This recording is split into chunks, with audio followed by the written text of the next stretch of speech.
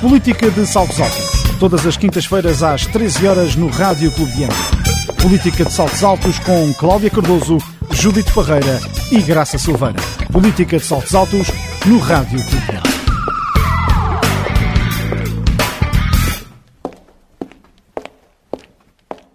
Boa tarde, bem-vindos ao Política de Saltos Altos, o primeiro de 2022, depois de uma pequena pausa de fim de ano e de saúde. Estamos de regresso. Bem-vindas as nossas comentadoras, Cláudia Cardoso, Graça Silveira e Judite Parreira.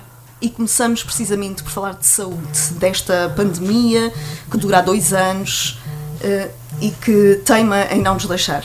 Boa tarde, cumprimento a Cláudia Cardoso, a Graça Silveira, a nossa moderadora Andréia Fernandes, cumprimento também os nossos ouvintes e desejo a todos um ano de 2022 muito feliz, muito próspero, muito feliz e dizer desde já que não tínhamos começado ainda o nosso programa como seria de esperar logo na primeira semana de janeiro, por questões de saúde, porque eu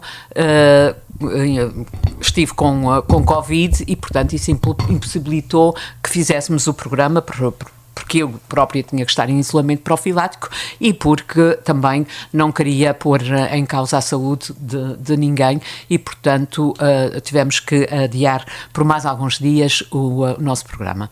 Agora que já estamos bem, já estou eu de saúde e felizmente as minhas codebatentes e a Andréia também estão, podemos então começar o nosso programa. Bom, relativamente ao Covid, eu devo dizer que quando eu tomei a segunda dose da vacina, entendi que isso me dava alguma liberdade e para mim viajar é uma coisa importante e então entendi neste final de ano que pelo facto de já estar vacinada podia-me permitir fazer uma viagem.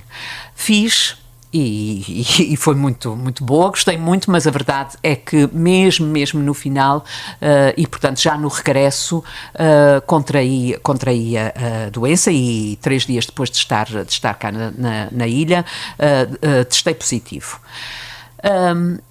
Foi uma gripe, digamos assim, portanto foi Covid, mas foi o equivalente a uma gripe ligeira. A verdade é que não me posso queixar, também sou uma pessoa que não tem outras doenças associadas, tenho essa sorte e, portanto, não tive complicações, tive os 5 dias em isolamento como era de esperar e depois tive alta e regressei à minha escola com todos os cuidados, porque é mesmo assim, porque nós temos que sempre pensar na saúde e na segurança das outras pessoas e, portanto, regressei à escola sempre com máscara na rua, durante os 5 dias seguintes, conforme o médico me prescreveu e creio que não contaminei, à exceção do meu próprio agregado familiar, não contaminei mais ninguém, o que me deixa bastante descansada, porque uma das minhas grandes preocupações não foi tanto eu contrair a doença, mas passá-la a outras pessoas e que essas pudessem vir a ter complicações seria uma coisa que me pesaria sempre na consciência. Tive a sorte disso não acontecer e, portanto, passado esse tempo estou recuperada. Creio também que não contaminei mais ninguém porque tive o cuidado. Cheguei na segunda-feira, portanto, na segunda-feira, dia 3, e como o Governo Regional tinha decretado que as aulas só começariam na semana seguinte, no dia 10, eu entendi que aquela semana era justamente para estarmos confinados, para estarmos nas nossas casas e para termos todos os cuidados. E, portanto, como fiquei logo em casa, mesmo antes de sentir que estava doente e antes de fazer o teste, já estava em casa e, portanto, tenho a certeza de que não passei a doença a ninguém, o que me deixa bastante mais tranquila. Pegando aqui nesta questão que a Judite referiu, das viagens, da liberdade, como é que consideram que tem sido a gestão da Covid-19 e como é que acham que deve evoluir? Devemos continuar a isolar-nos para nos proteger? Ou, como alguns especialistas têm dito, começar gradualmente a tratar esta doença como uma gripe e voltarmos a mover-nos livremente? Cláudia. Ora bem, eu que cumprimentava também a Andréia, a Graça e a Judite e também os nossos ouvintes, naturalmente. É o primeiro programa de 2022, portanto, votos de um ano bom para todos e que possamos mais uma vez conseguir lidar com todas estas questões que se nos colocam logo no início do ano, que são precisamente os temas que vamos debater, não é? A questão de uma Covid desregulada e bastante avassaladora, que tem gerado aqui uma situação quase incomportável nos Açores, e também a questão de termos eleições a 30 de janeiro, que é outro tema que teremos em debate. Portanto, a pergunta da Andreia é como é que eu acho se é possível retomarmos a vida normal, não é assim? Como é que acha que tem sido gerida e que pode passar a ser gerida eu penso que, sobretudo esta questão que agora se desenhou, este quadro que vivemos atualmente nos Açores, que é o dia de hoje, portanto, é o dia da gravação do programa, que é 18 de janeiro, nós estamos novamente com um recorde, infelizmente, de novos casos nos Açores. Diariamente, hoje surgiram 868 casos nos Açores, portanto é um número nunca atingido, sendo que São Miguel tem 602, a Terceira 176, só no dia de hoje, o Pico 52, o Faial 26, São Jorge 5, as Flores 5 e Santa Maria 2. Isto atendendo somando aos casos ativos, à data de hoje são 3.894 casos, portanto os Açores têm praticamente 4.000 casos ativos, e distribuídos por todas as ilhas. Só São Miguel tem cerca de 3.000, a Terceira com 616, o Pico com 218, Faial com 196, Santa Maria 38, São Jorge 37, Flores 29 e Una Graciosa. O que é que isto significa? Significa, na minha opinião, que nós também tivemos aqui alguma incúria no controle do que poderia ter sido isto, não é? Era previsível o aumento significativo do número de casos, atendendo à época que se viveu, a época do Natal, da passagem de ano, que são épocas que tradicionalmente as pessoas se reúnem, por norma, circulam mais, porque muitas estão de férias, aproveitam para viajar, outras visitam as famílias ou visitam amigos, e portanto tudo isto faria prever que estes casos iam aumentar muitíssimo. Do ponto de vista das medidas de contenção, que é este o princípio que a ciência ainda entende que deve regular isto, não foram tomadas medidas especiais e, portanto, o que é que aconteceu? As pessoas chegavam ao aeroporto, aviões cheios de pessoas que vivem fora e de estudantes que estão a tirar os seus cursos e não tinham qualquer controle. Havia a possibilidade de fazer testes, mas não era uma obrigatoriedade. Ou seja, a pessoa apresentava o certificado de vacinação, que, como já se percebeu, servia para pouco, e, portanto, não se testava, a não ser que tivesse essa preocupação e essa autorresponsabilização, não atendo, apresentava o certificado de vacinação e entrava livremente. Dias seguidos nisto, claro que o mês de dezembro fez, sobretudo ali de meados para a frente, com que os números disparassem de forma assustadora, e isto que estamos a viver agora é precisamente o resultado da falta de medidas que foi colocada. É preciso terem atenção que nós chegamos a estar todos em confinamento com praticamente 0 casos. Também é verdade que na altura o que se conhecia sobre a doença era muito menos e por isso o susto era muito maior. Mas esta variante da Omicron, eu tenho casos na minha família que estiveram contaminados, infectados com Covid-19 e que tinham todos as 2 vacinas. Portanto, eu sou uma adepta fervorosa da vacina. Aliás, acho que os negacionistas, não advogo as medidas do líder do Chega, mas acho que os negacionistas têm aqui, e tanto é que muitas das pessoas que eram contra a vacina neste momento já se estão a vacinar. Mas acho que esta questão de não levar a vacina compromete a saúde pública e compromete-nos como comunidade. E é essa responsabilidade que todos temos que ter, que as pessoas, muitas, optaram por não exercer. Nos Açores não são assim tantas, mas ainda foram algumas. E continuam a morrer pessoas não vacinadas. Só que esta variante da Omicron exige que se tenha a 3ª dose da vacina. A maioria das pessoas infectadas não tinha a 3ª dose, porque são pessoas jovens, os estudantes que estão lá fora não tinham a 3ª dose. Basta falar no meu caso particular, mas sei de outros. Na minha família, todas as pessoas tinham as 2 doses da vacina e todas contraíram a Omicron. E, portanto, é uma estirpe do vírus muito mais, que tem uma transmissibilidade muito maior, que tem, efetivamente, do ponto de vista dos efeitos e da hospitalização, aí são mais baixos, mas eu julgo que ainda não estamos numa altura em que nos possamos permitir, sobre ponto de vista nenhum, económico, de saúde pública, financeiro, social, de que nos deixemos andar livremente, sem qualquer controle e sem regras mais rígidas do que as que foram adotadas. E eu acho que foi uma certa permissividade, ou então também pode ter sido uma falha em perceber que isto ia acontecer como aconteceu. Qualquer leigo na matéria percebia que a época de Natal seria uma altura gravosa. Na região essas medidas não foram tomadas e o não terem sido tomadas resultou nesta situação, sendo certo que a pressão sobre os hospitais já começa a ser significativa. Para além de que a questão da redução dos 5 dias, vocês reparem que estes números que temos dos 3.894 são considerados ativos com 5 dias de isolamento, mas se nós ainda tivéssemos nos 10 dias de isolamento, o número seria muito maior. Muito maior. E, portanto, as pessoas estão a sair mais cedo, quando ainda não se sabe qual é o pico. Ou ser consideradas como recuperadas. Como recuperadas, quando podem efetivamente não estar.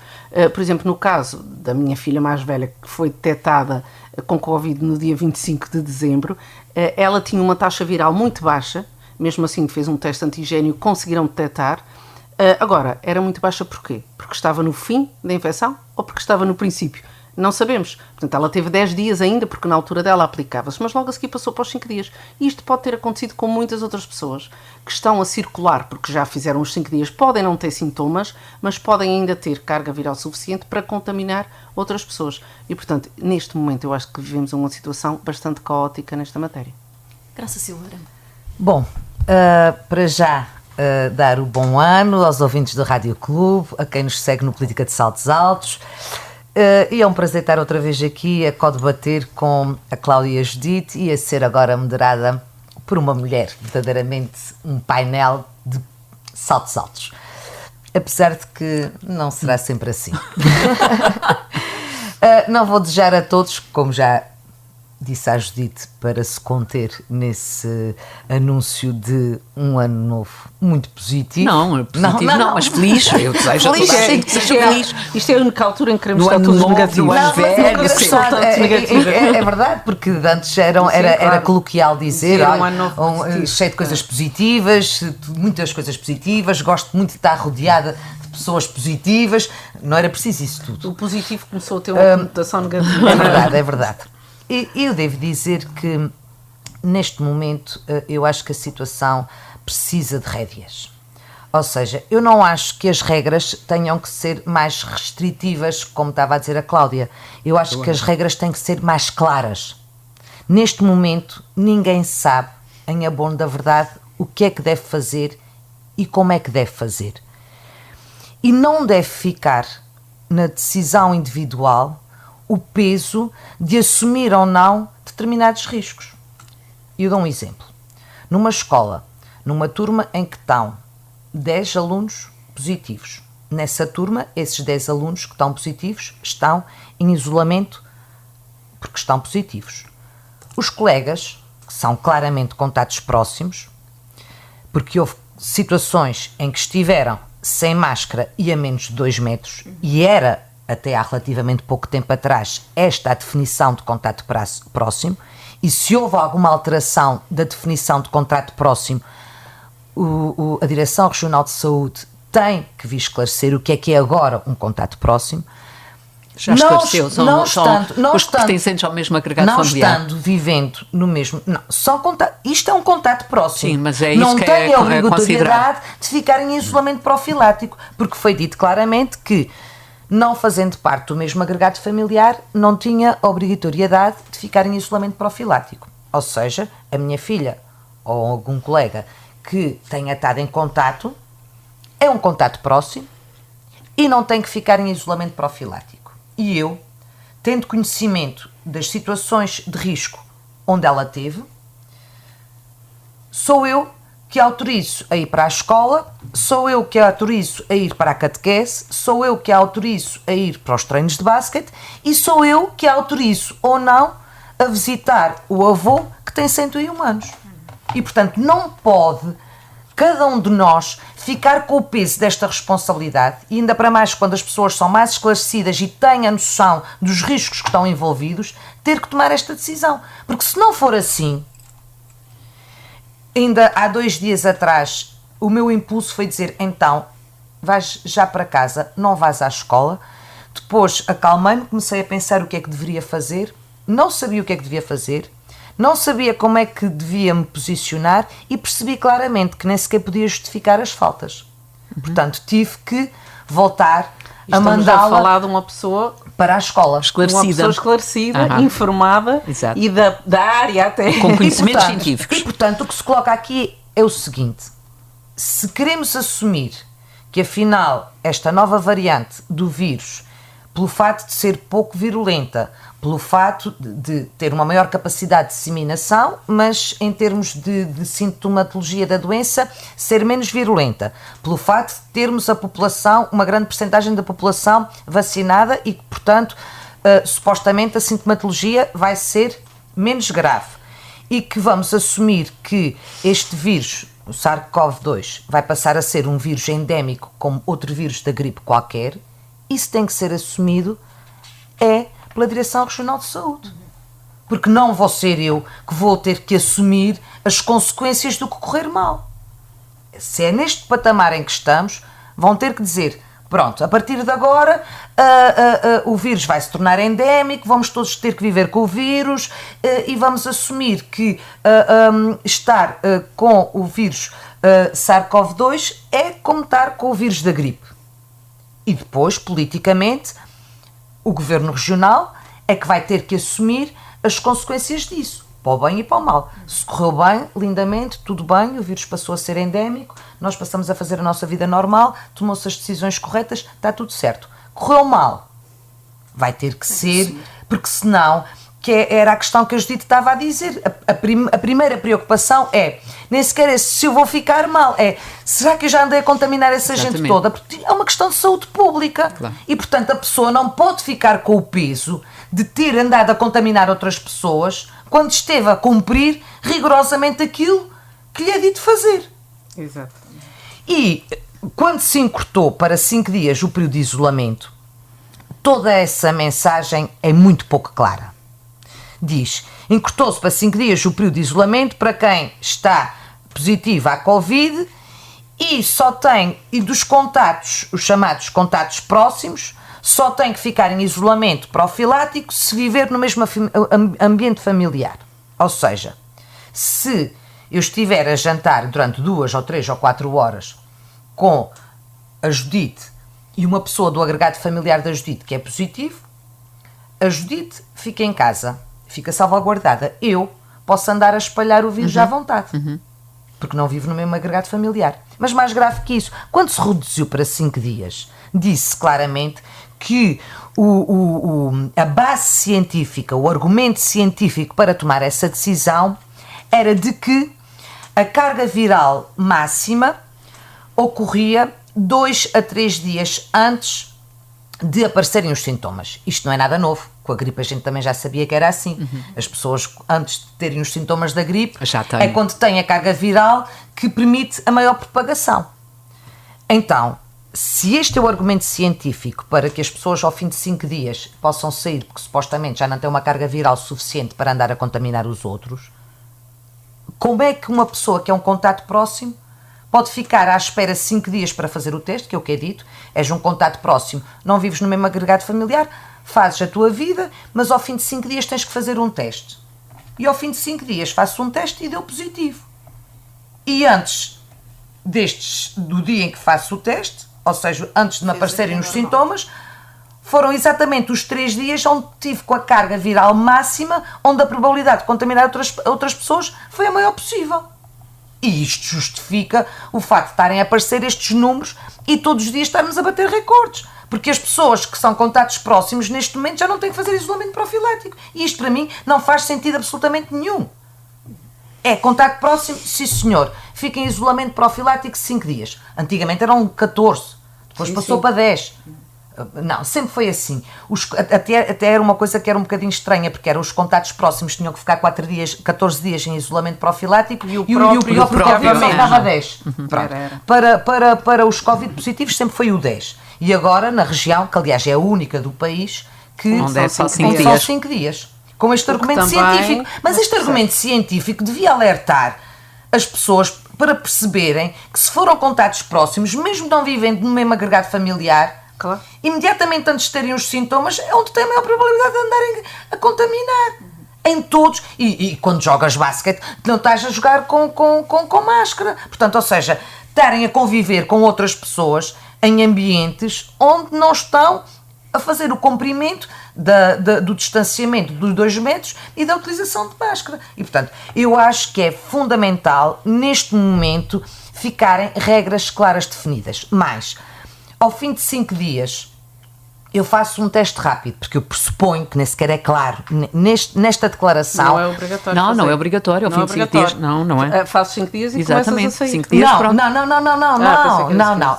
Nas declarações que são feitas, diz que se fores de contato próximo e não fizeres parte do mesmo agregado familiar, ao fim de 5 dias fazes um teste. Que é o que eu estou exatamente a dizer. Ao fim de 5 dias fazes um teste rápido. Nem sequer diz qual é que é. Pressuponho que seja rápido, porque não é nada dito aqui de como é que é feito esse agendamento. Ok? Sim, Pronto. e mesmo esse agendamento não é possível fazer. Faz um teste rápido, dá positivo. Ficas mais 5 dias. Se não fizeste o teste rápido numa farmácia que tenha protocolo, com o Sistema Regional de Saúde, que automaticamente ficas no sistema e depois vais ficar à espera, não sabe quanto tempo, para fazeres PCR. Como é que tu consegues entrar em contato com esta gente para dizeres, olha, eu fui positivo e preciso fazer PCR? Porque não se consegue. Tens que ligar para a linha de saúde. Não Isso eu sei, consegue. A gente sabe que é para aí que tem que ligar. Eu sei, mas eu tenho uma história kafkiana com a linha de saúde. Não é fácil. Por acaso não tive. Eu fiquei muito tempo em Alfeira à espera de uma história neste momento é impossível. E é exatamente isso que eu estou a dizer. Ou seja, se a única forma isto é que outra tu coisa tens... incompreensível.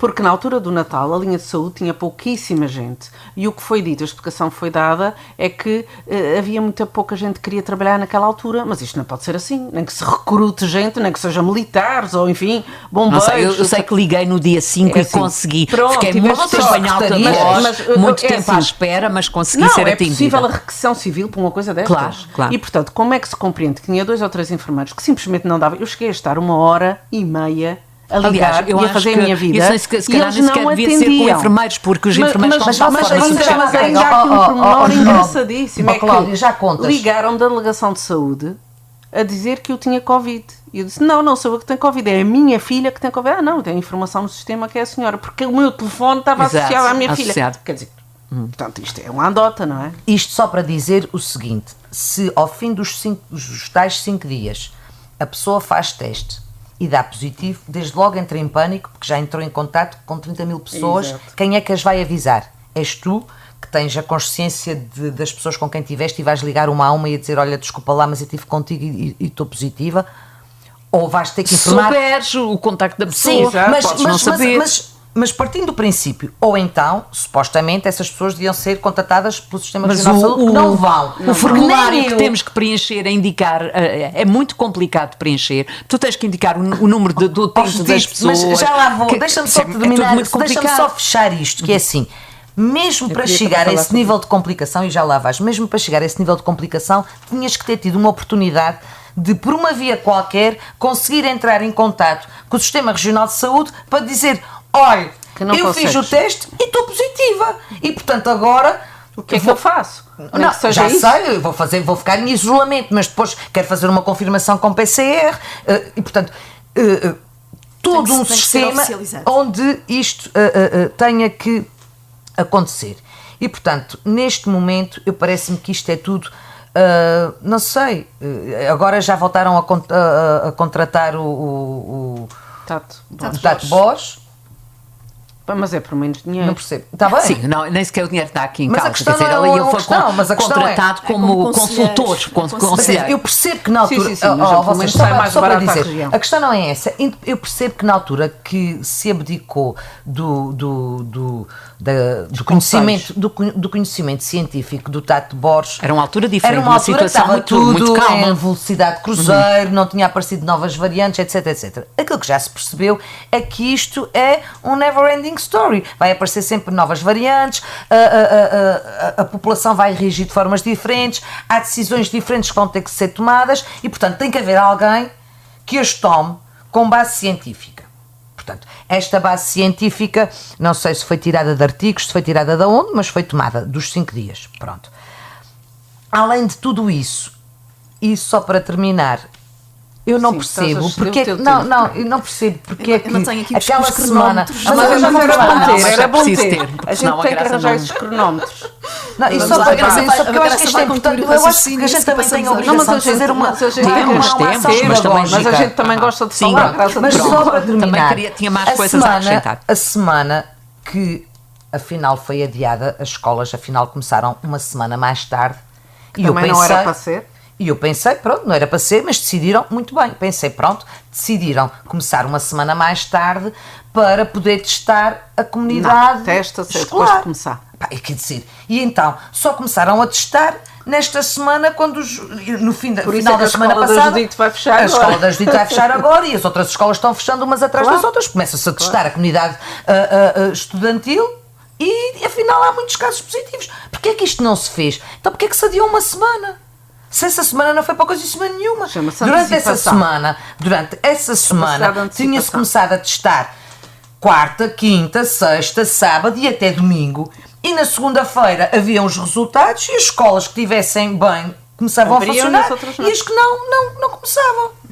Eu penso que a Judite também queria acrescentar. Tinha coisas aqui a acrescentar, porque a Graça disse muito bem, que esta variante era menos virulenta. É menos virulenta, mas é muito mais infecciosa.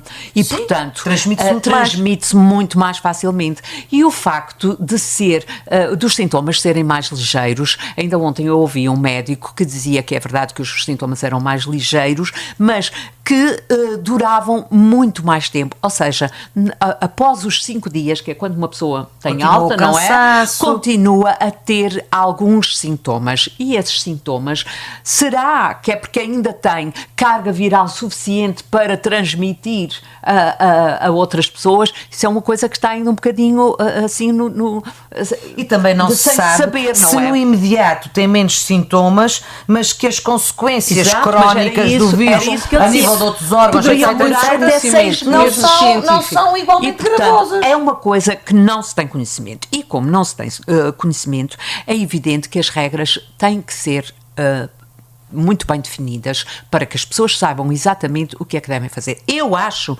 que a decisão individual de cada um também é importante e digo isto desde o início da pandemia. Os governos podem tomar as decisões que tomarem, que se as pessoas não as respeitarem, tem que ser vou dizer isso. Se as pessoas não respeitarem essas regras, nunca se vai conseguir combater a doença. Agora, é preciso que as pessoas tenham conhecimento exato para poder respeitar uma regra, eu tenho que a conhecer e ela tem que me fazer sentido. Não pode ser uma regra que hoje é dita por uns de uma forma, amanhã já outros dizem de outra forma. Aliás, basta a ligar para a linha de saúde e eu falo por mim que não tive problemas nenhuns em contactar, eu liguei no dia 5, não tive problemas nenhuns, é como quem diz, fiquei muito tempo à espera, deixei em alta voz, ao fim de meia hora caía a chamada, eu voltava a fazer, até que consegui, mas fui muito bem atendida e depois ligaram para casa mais 2 ou 3 vezes e fui muito bem atendida. Mas, em relação a outras pessoas que também ligaram,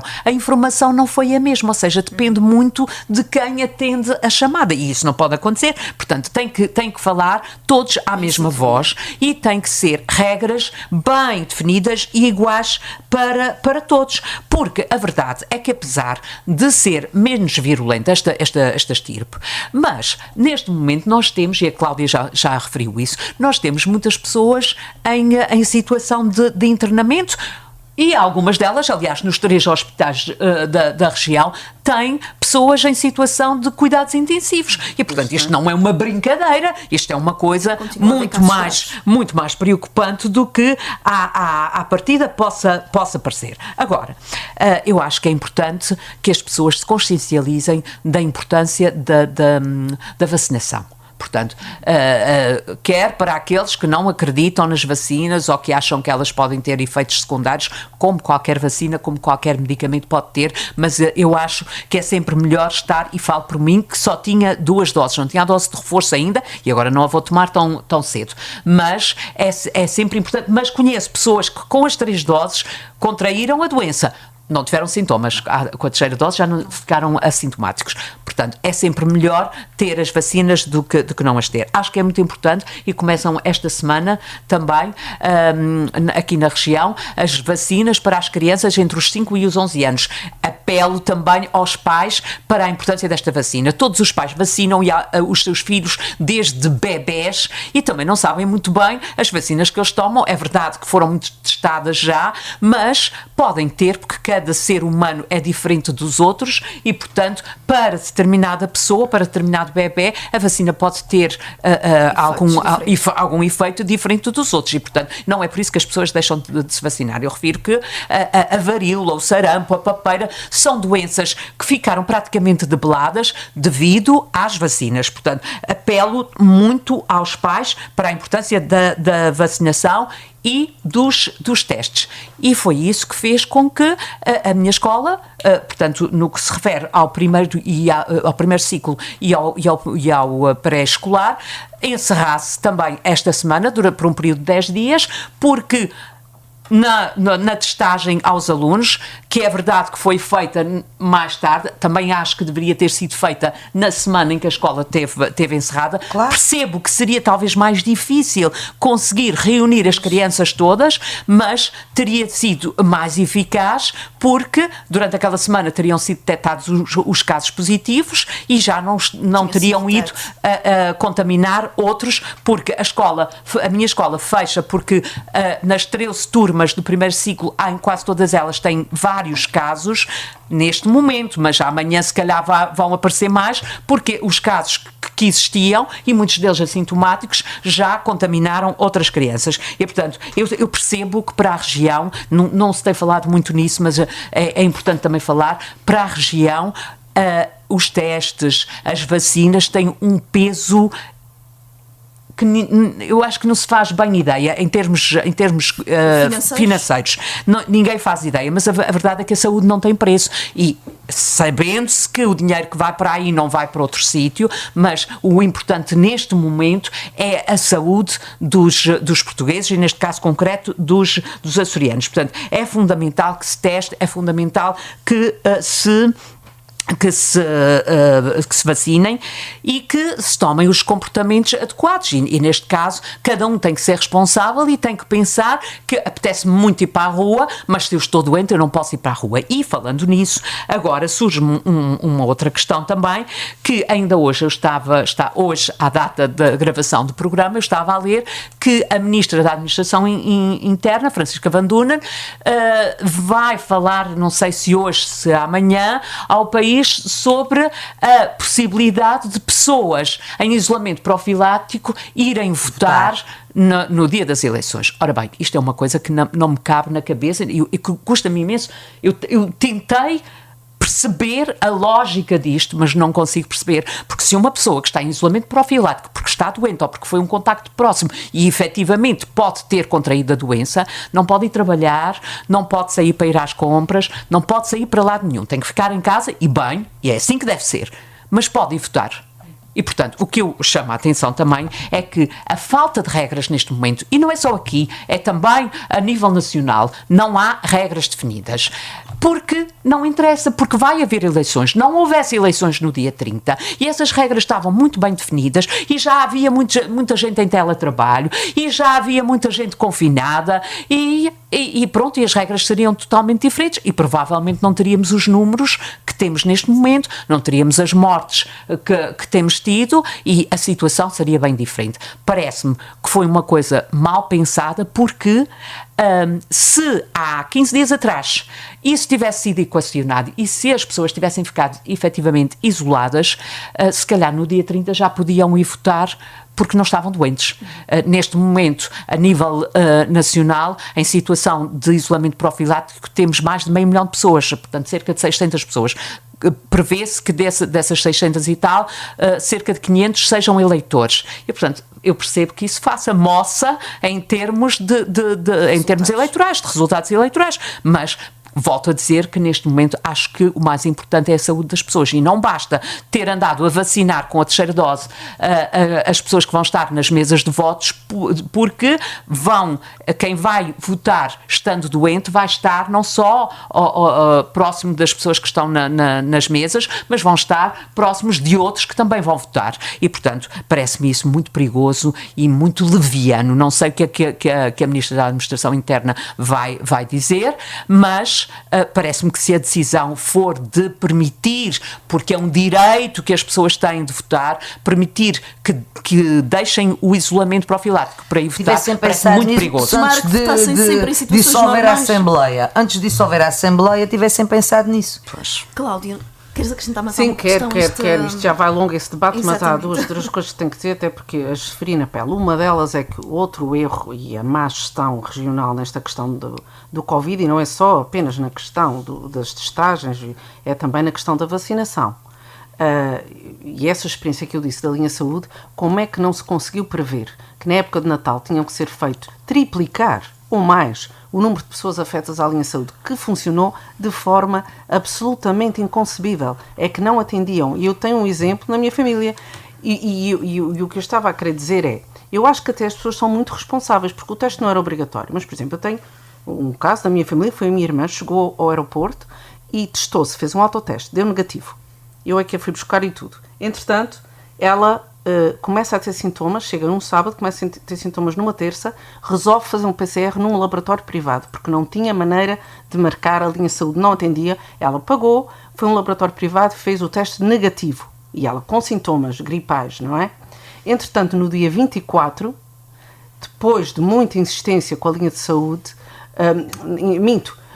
no dia 24 faz um teste rápido, um antigénio, comprou, sim, autoteste. E um autoteste, e esse teste dá positivo. Entra em pânico e começa a ligar para a linha de saúde. E a linha de saúde nunca atendeu, ela teve 3 dias para marcar o PCR. Quando conseguiu marcar o PCR, ela já estava positiva há 3 dias. No entanto, disseram que os dias que ela tinha que contar, que eram 10 na altura, era a partir do PCR.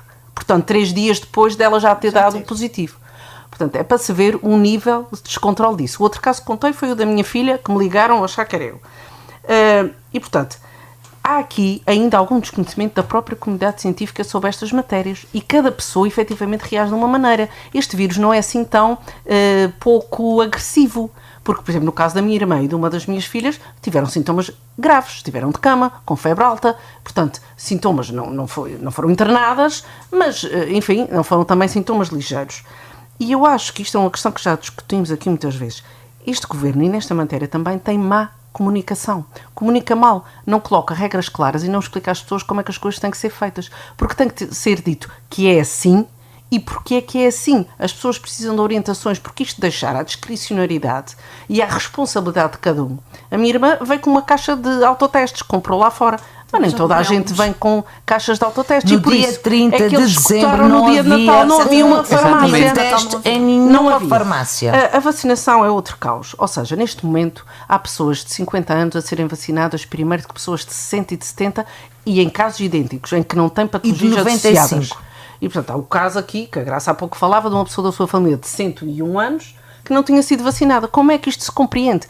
Como é que há uns... Porque o que se diz é, agora vamos vacinar os de 40. 60. Agora, neste momento, já dizem que é os de 40. Agora é os de 40. Mas eu sei que neste momento ainda há pessoas de 60 que não foram vacinadas. Eu tenho 48 e ninguém me contatou. Quer dizer, portanto, há aqui uma falha de comunicação novamente e falta de regras claras. Se são os de 40, pois são só os de 40. Mas nós só admitimos que vacinamos os de 40 quando os que têm mais idade já estiverem vacinados. Não pode estar o pai ou o tio da Graça que tem 101 anos não vacinado. Isto é uma coisa absolutamente inconcebível.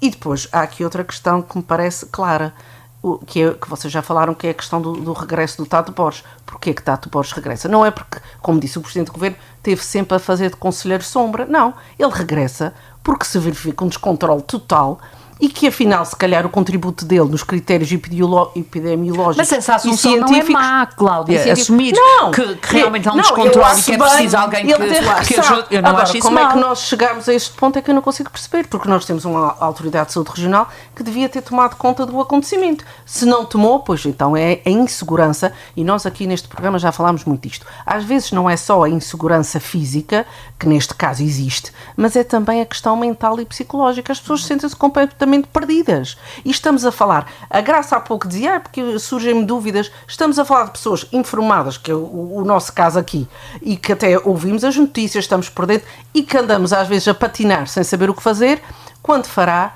um idoso que tem menos acesso à informação, que não faz ideia do que é que está a acontecer e não consegue ouvir ninguém dizer-lhe com clareza como é que as coisas se devem proceder. E é isto que é assustador, porque eu já disse isto neste programa, um médico amigo disse uma vez, esta pandemia durará cerca de 10 anos, com variantes novas. E, portanto, ou nós tomamos a decisão, como dizia a Graça, que isto é endémico, vamos todos contaminar-nos, que tem riscos graves, porque a comunidade científica não é unânime nisto. Não. Ou seja, se todos acharmos que vamos todos contaminar-nos e tornar isso algo de normal, isto também traz riscos acrescidos, porque as pessoas não reagem da mesma maneira. E alguém tem que tomar as responsabilidades dessa decisão. E alguém tem que dizer claramente, é para ser assim. E então aí vamos fazer festas e para depois, todos... já isto tem um outro problema, que é...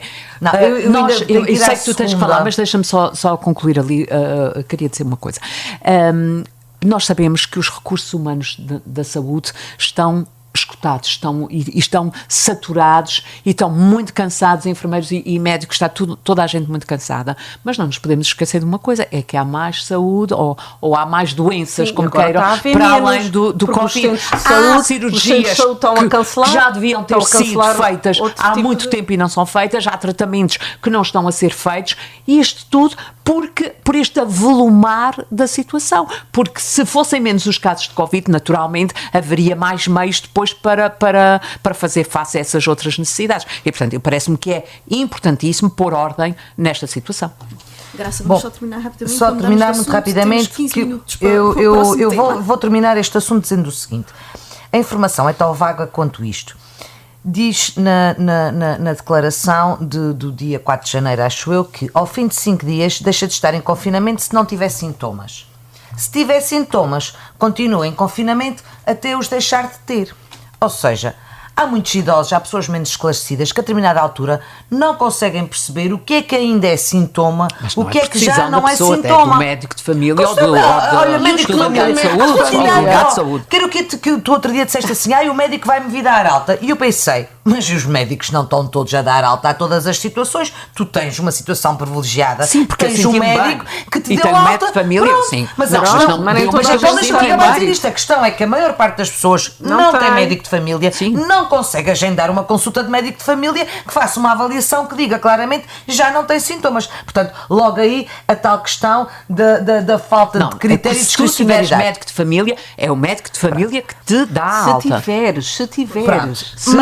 Mas exatamente, quem não tem é delegada de saúde. Mas tens de contactar com ela? Não, eles contactam contigo. Só um segundo. Mas o que diz lá é claramente isto. Se deixar de ter sintomas, já não precisa estar em confinamento. Portanto, automaticamente a pessoa pode dar-se alta, digamos assim.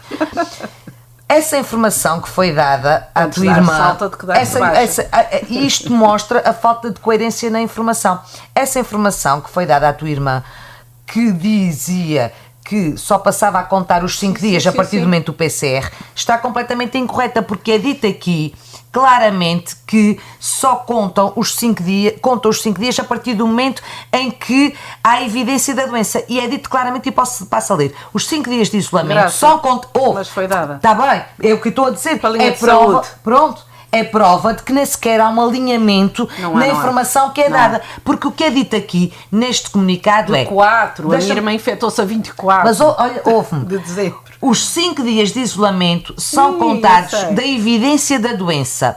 ora sintomatologia, ora qualquer teste que tenha tido resultado positivo. Mas se for autoteste não consideravam. Diz aqui qualquer teste. Isto aconteceu com vários membros da minha família. O autoteste Pronto, da minha filha também não foi Qualquer considerado. resultado, diz ali Era claramente, qualquer PCR. resultado. Pronto. Mas para fazeres um PCR tinhas que o agendar. Se não te Percebo. atender da linha de Cláudia, saúde, não agendas. Certíssimo. Voltamos à pescadinha de rabo Sim, na boca sim, que eu sim. estava a dizer. E até Eu essa estou a informação que é dita da linha de saúde é imprecisa, porque aquilo Mas que não foi pode dito ser. não pode, mas eu estou só a corroborar a falta de coerência. Se a linha de saúde tem que saber como é que é. Não pode ficar. Mas há outra eu questão acho. que a mim me preocupa, por exemplo, que vem na linha daquilo que a Judite estava a dizer e que eu pensei, eu já fui tomar a terceira dose. E no dia que me marcaram para tomar a terceira dose, eu pensei assim, mas será que eu estou positiva? Porque assim, Pode da maneira como acontecer, está claro. tudo para aí, Exatamente. e assim, eu acho que devia fazer um teste Exato. antes de fazer a E há muita vacina, gente a porque pensar supostamente quem está positivo não deve tomar pode, a vacina. não pode. E eu não sei se estou positiva, portanto, Claro. as pessoas deviam ser testadas antes Claro, de fazer a terceira claro. dose, que também não são. Medem-te a temperatura, mas não pode estar. Mas eu posso estar positiva e não ter não na temperatura, pelo claro. amor de Deus. E por último, e só para um statement que eu preciso de fazê-lo aqui, eu não percebo porque é que até hoje a vacinação para a Covid ainda não se tornou obrigatória. Para todas as outras coisas que a Judite deu o exemplo, para o sarampo, para isto, para a papeira, para a tuberculina, etc, etc. Se os meninos não têm o boletim de vacinação em dia, não vão para a escola. Nem sequer se podem matricular. Se o menino não pode, se não podes ir para um emprego, é-te exigido tudo os isso. direitos, as liberdades e se as não tens garantias a dos vacinação em cidadãos. dia, não podes te inscrever num clube desportivo. Portanto, se a vacinação é obrigatória e tudo aquilo que tem a ver com saúde pública, e não há doença que tenha mais a ver com saúde pública do que o Covid, a vacinação tinha que ser obrigatória, não precisa quais são os Por isso que países de primeira linha, como a Áustria, por exemplo, já vão tornar a vacina obrigatória. E agora, se vocês repararem, os países progressivamente estão a multar as pessoas, Exatamente. as empresas em alguns Exatamente. países já o exemplo do que se despedem. passou agora com o torneio mundial de ténis. ténis, exatamente. Foi uma Claro. escandaleira. E ainda Mas eu está a acho que isso ser. tem que ser O menino bem não aproveitado. queria e ainda Então, foi como é que é? dar. Não queria fazer a vacina. Foi para Mas lá vai contaminar perder. aquela gente Eu toda. tenho direito de Vai ficar perder. doente se Não, quiser, mas- mas não tenho direito E de ainda foi contaminar dar, outras pessoas. ainda foi Mas dar a justiça entrevistas à funcionou. comunicação A justiça social. Não, mas ele vai perder o Pelo amor de patrocínio da Deus. Lacoste, pronto. Temos Bem, pena. isto é um ótimo momento para mudarmos de assunto, porque é incontornável falarmos das eleições. Um minuto para cada uma. Que balanço é que fazem do que tem sido dito? Um minuto? 2. O É que eu não sei se conseguimos dizer isso num minuto. Debatido, possíveis coligações, relações com os Açores. Cláudia, começamos agora. Olha, com esta começamos por ponta. mim. Ora bem, num minuto. Bem, eu não tenho essa capacidade de síntese, tenho que confessar. Bem, o que é que eu acho? Eu acho que neste momento, eu assisti a alguns debates, naturalmente aos mais importantes, não assisti a todos. Parece-me óbvio que a questão aqui será entre Costa e Rio, não é? Na minha ótica, neste momento, por tudo o que vi, as análises que eu vi, as sondagens que existem, é mais ou menos Sondagens, certo. valem o que valem. Valem o que valem. Mas é mais ou menos certo, na minha ótica, atenção, Judite, e fazer Também- essa ressalva. também Fernando Medina ia ganhar a Câmara de exato. Lisboa. Mas eu penso que, por várias razões, pela preparação que tem, pelos resultados que atingiu, o Primeiro-Ministro será António Costa. A questão que se coloca aqui... Não, tu queres dizer que vai ganhar o PS. O PS vai ganhar agora. António Costa ser primeiro-ministro, eu acho que não. Sim, mas a verdade é que neste momento o que não se sabe é se o PS ganhará com maioria ou não. A última sondagem dava a necessidade de mais 3 deputados, o que me parece difícil, porque assim à distância as pessoas pensam, 3 deputados não é muito, é fácil de conseguir, mas não é assim tão fácil quando estamos a falar de números como são os do país e, portanto, acho que esses 3 deputados ainda podem dar muita água pela barba.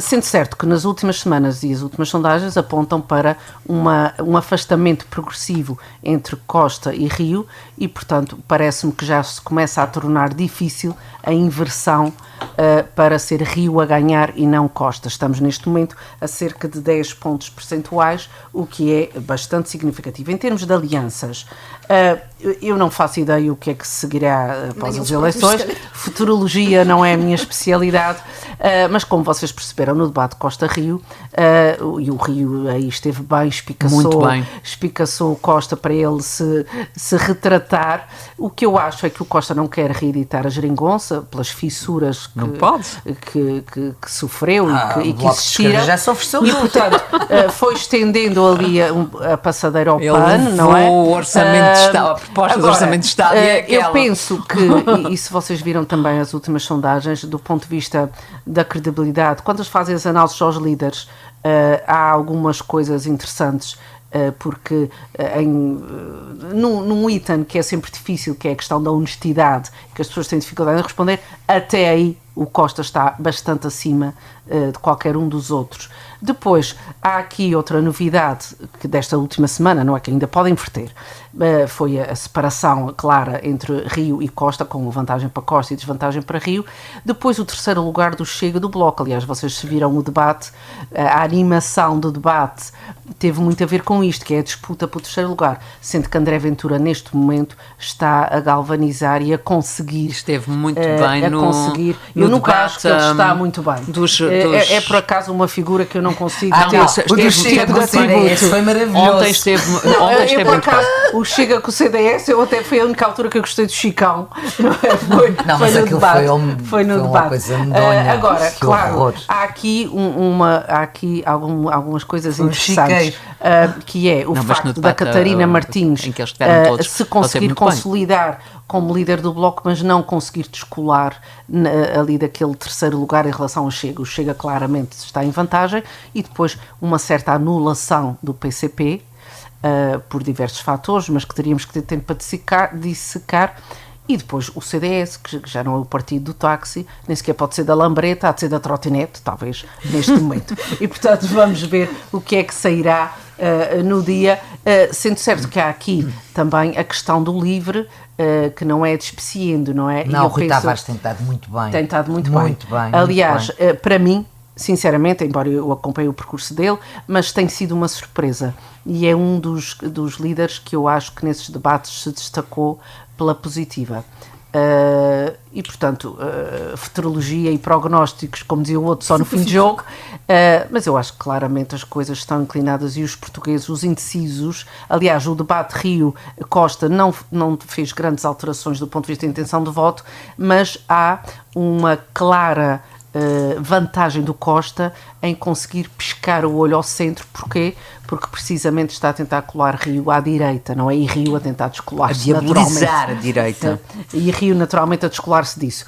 Embora muitos analistas acharam que o Rio tinha estado melhor no debate, mas... O povo é que achou.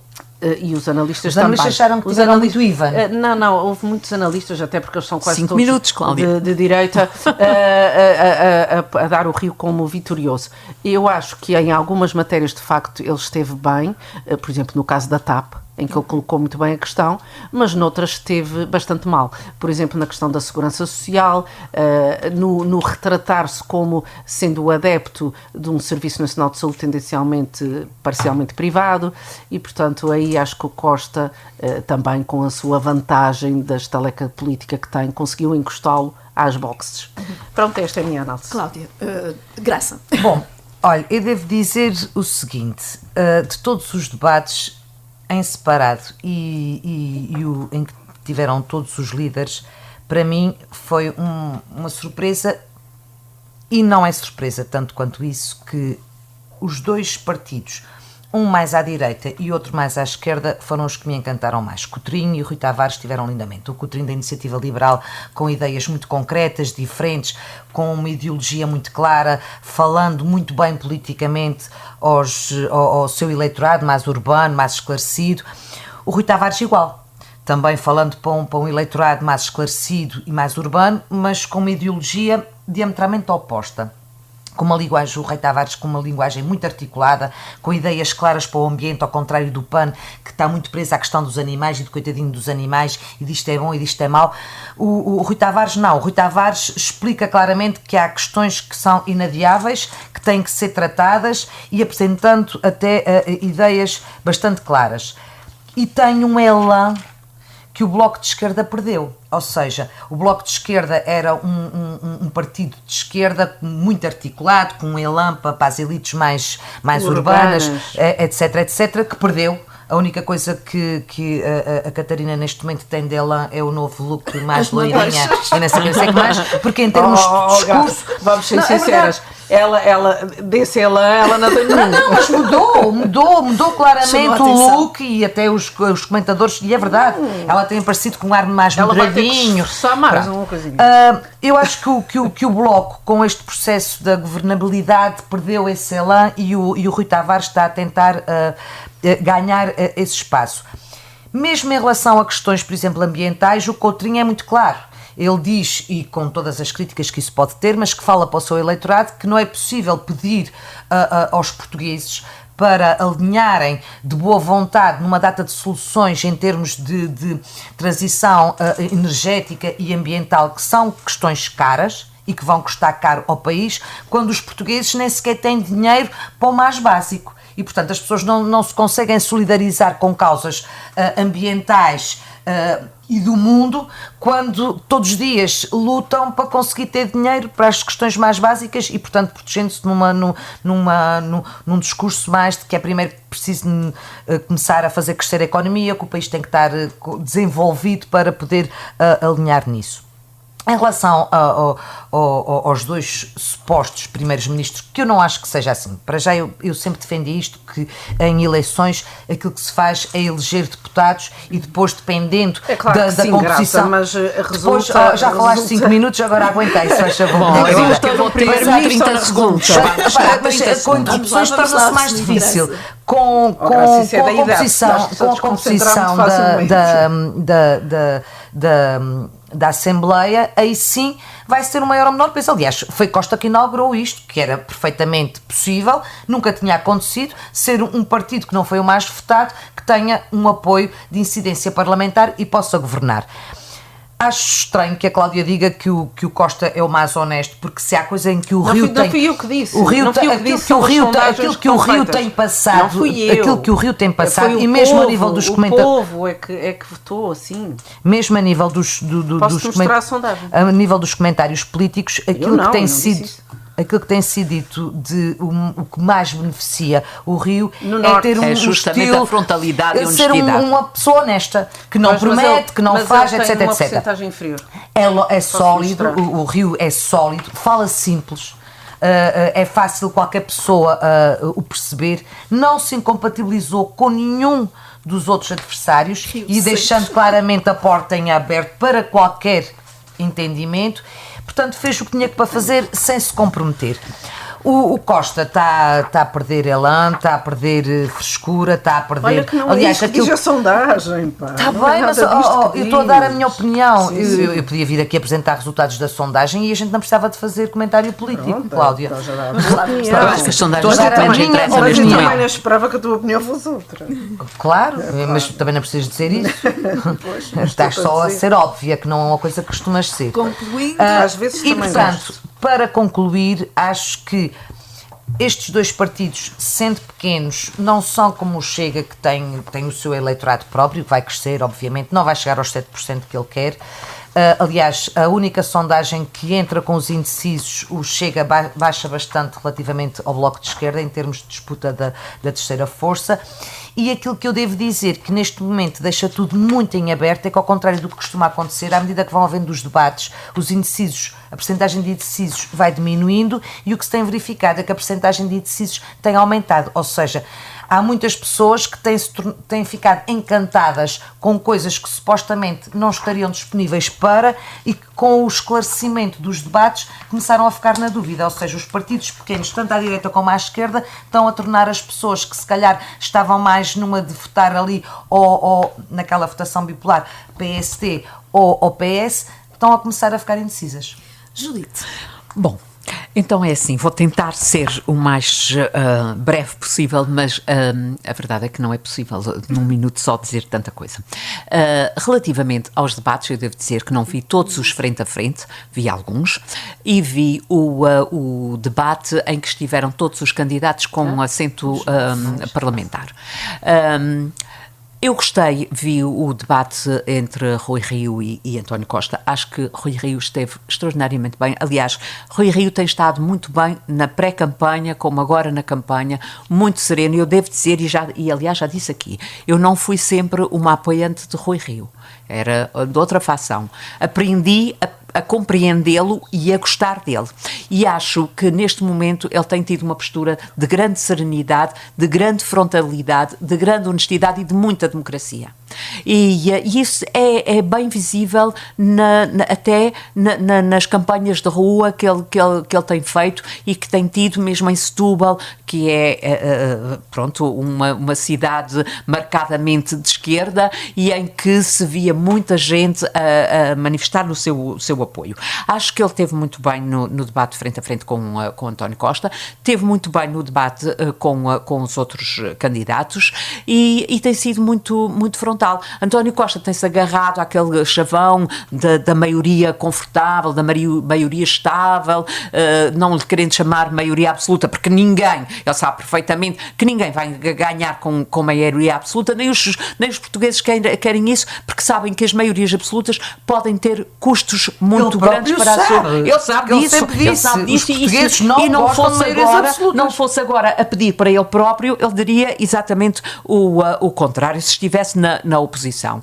E portanto, eu percebo a Graça quando diz que estas eleições são para os deputados e são, mas a verdade é que em termos de primeiro-ministro, se quisermos pensar nisso, pensamos em António Costa ou em Rui Rio. Mas o António Costa pode ser nem sequer aquele que vai assumir pelo PS. Pois pode não ser, porque era isso que eu ia dizer. No limite pode, mas a gente sabe que não é isto. Só deram uma cambalhota para trás. Nenhum deles vai ganhar com maioria absoluta, porque são tantos os partidos que vai haver uma grande expressão de votos, embora uma maior concentração no PS, na Aliança Democrática e no PS, mas vai haver uma grande expressão que não vai permitir uma maioria absoluta e, portanto, qualquer um deles vai ter que fazer coligação. Ora, António Costa com o BE e com a CDU não vai ter hipótese de fazer coligação, porque ele já levou a proposta do Orçamento de Estado, continua a ser a mesma, que foi a que foi rejeitada pelo Bloco de Esquerda e pela CDU. E, portanto, ele não vai com eles, não vai conseguir, não vai ceder, porque perde a face. E, portanto, ele não irá conseguir. Agora, aí, ele é capaz de se fazer aquilo que disse, que é de vai-se embora, não concorda, os portugueses não querem, ele vai-se embora. Mas virá Pedro Nuno Santos, que é um homem muito mais à esquerda e que ele sim é capaz de ceder ao Bloco de Esquerda ou à CDU e voltar a fazer uma geringonça mais à esquerda ainda. Nada disto que e é nisso que os portugueses têm que pensar e que têm que ter cuidado. No entanto, António Costa é capaz, mesmo não ganhando as eleições, de se conseguir com os deputados do PAN, que é com isso que ele está a contar, fazer uma ecogeringonça com o PAN e com o LIVRE. Se esses forem suficientes, ele vai conseguir fazer e vai fazer o acordo do Bloco Central no próprio debate. Bom, ele nunca foi claro. Não, desculpa lá, ele nunca se comprometeu com isso. O Rui Rio bem que o puxou, e o Cotrim, mas ele não disse isso. Ele nunca se comprometeu e ele anda a diabolizar a direita. Que se fosse preciso, podia governar com acordos de incidência parlamentar. Sim, isso, mas ainda ontem ele diz, ontem eu volto a referir à data da gravação do programa, ele disse que se vai embora se não ganhar as eleições, quer dizer que os portugueses ao fim de 6 anos não querem. Bom, Rui Rio, pelo contrário, diz que se tem a certeza que não vai ter maioria absoluta e, portanto, que vai ter que conversar, dialogar e negociar com outros partidos. Obviamente que aqui vai fazê-lo com certeza com o Iniciativa Liberal, que eu devo dizer que tenho admirado imenso a postura de João Coutinho de Figueiredo, tem estado muito bem, quer nos frente a frente, quer no debate e, portanto, eu acho que uma coligação destes dois partidos, o CDS, naturalmente, com a expressão que tiver, não, PSD, Iniciativa Liberal e CDS. Creio que será o CDS não vai ter votos para aí? Há de ter algum deputado. Não. No pior cenário dá que não tem deputado. Exatamente. São as tais sondagens nas quais o melhor cenário 2 para o CDS, o melhor cenário 2 Pior cenário, bola. Pronto, dois já é qualquer coisa. Portanto, sim. portanto, quero com isto dizer que neste momento eu não me lembro de eleições nenhumas em que houvesse uma indefinição tão grande. Tudo é possível neste momento. Agora, chama a atenção dos portugueses, mas dos terceirenses, dos açorianos e dos terceirenses de uma maneira muito mais particular, que uma coligação entre o PS e o PAN pode ser dramática para nós terceirenses, porque o PAN tem muitas linhas vermelhas, nomeadamente no que toca ao mundo rural, no que toca às touradas, no que toca à pesca desportiva, no que toca à caça, que são tudo coisas que nos são muito caras e que fazem parte da nossa matriz identitária. E, portanto, terceirense que se preze não pode votar no PAN, nem pode apoiar uma coligação que envolva o PAN. Pronto, vamos da mesma maneira que se põe linhas vermelhas em relação ao Chega, acho que é legítimo. Vamos terminar por aqui. Muito obrigada às três, Judite Parreira, Graça Silveira, Cláudia Cardoso. Foi o Política de Saltos Altos, quinzenalmente, às quintas, às 13. Encontramos-nos por cá.